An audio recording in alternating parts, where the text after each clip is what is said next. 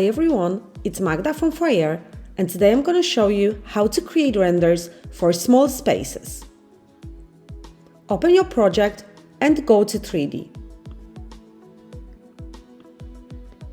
In 3D, try to set approximate angle for your render.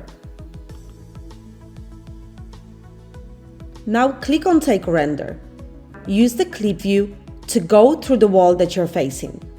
In small spaces, if you want to achieve the widest angle possible, back out until you see the wall and with the clip view, go through that wall.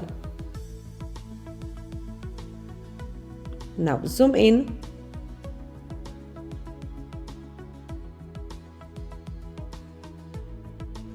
Set your lighting settings.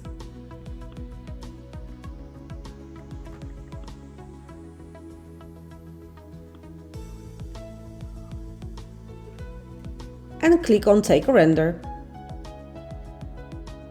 Remember that you can set your views with all the settings, so you can refer to it at any point. That's how your render will look like. Now notice that thanks to using the clip view, you can still see reflection behind you, so the wall is still there.